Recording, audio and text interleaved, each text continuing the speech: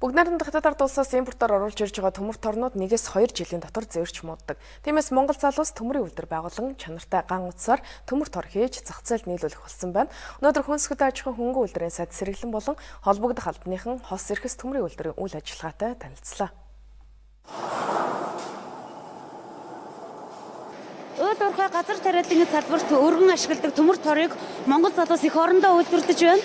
За гэтэл жилдээ 5.3 тэрбум төгрөгийн төмөр тор импортоор орж ирж байна. За Монгол инженерүүдэд дэмжихийг төмрийн үйлдвэрийнхэн хэлж байна. Төмөр торон хашааг Монголдо ганцаараа үйлдвэрлэж байгаа гэдгээр нь салбарын сайд онцлон үйлдвэрийн үйл ажиллагаатай танилцсан юм а. Хос эрхэс төмрийн үйлдвэр 2011 онд анх байгуулагдсан. Өнгөрсөн жил үйлдвэрийнхээ хүчин чадлыг нэмэгдүүлэн уул уурхайд өргөн ашигладаг сүлжмэл тор, бэлчээр тариалангийн талбайг хамгаалах зорилттой нэхмэл төмөр тор, хамгаалтын төмөр хашаа өргөст тор хийж зах зээлд нийлүүлэх болсон байна. Энэ бол өргөстөө тор хэвлэдэг машин байгаа. Манай өргөстөө тор хэвлэдэг машин маань өргөсөө 10 см зайтайгаар хэвлэдэг. Тэгээ 100 м урттайгаар гардаг. Хатуу төмөр ус, зөөлөн төмөр ус 2 янзын төмөр усаар хийдэг байгаа.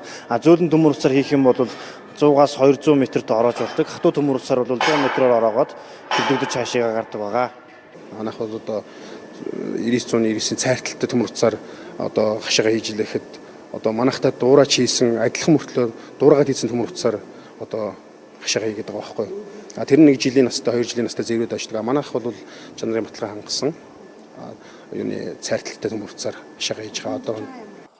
Төрөөс экспортыг дэмжих, импортыг орлох бүтээгдэхүүнээ дэмжихээр зорж байна. Төмрийн үйлдвэрийн үйл ажиллагааг дэмжих ямар гарц шийдэл байгааг Хүнс үдэ аж ахуй хөнгөн үйлдвэрийн сайд сэргэлэн ийхүү тайлбарлалаа. Төрийн өмчт болон төрийн бус байгууллага иргэд маань эндээс судалтай авалтаа хийж эх орон судалтай авалтыг шаардлагатай байгаа юм байна. Тэгэхээр бид нэр одоо бас эх 7 хоногт энэ борлуулалт хийж байгаа газруудаар явж бас үнийн судалгаануудыг нийлэе хийх шаардлагатай. Ингэж харж яж харьцуулаад тэгээ ингээд Монгол улстай эх орондоо ажлын байр бий болгоод тэгээ өөрснөө үйлдвэрлээд ингээд явж байгаа энэ үндэсний үйлдвэрлэгчтэй дэмжихтэй бид нар ямар арга хэмжээ авах вэ гэдгийг одоо бас энэ ижил төрлийн борлуулалт хийж байгаа энэ чиглэлээр бас үзэж харах шаардлага байна гэж харж байна. Хос эрхэс компани үйлдвэрлэж байгаа төмөр тор импортоор орж ирсэн төмөр торноос чанарын хувьд илүү мөн 10-аас 15% хямд үнэтэйч иргэд төдийлөн захиалга өгөхгүй байна. Хэрэв цаашид энэ төрлийн үйлдвэрлэлд нэмэгдэх тохиолдолд импортын бараанаас дотоодын зах зээлээ хамгаалах шаардлага тулгарч байгааг үйлдвэрлэгчид хэлж байсан юм а.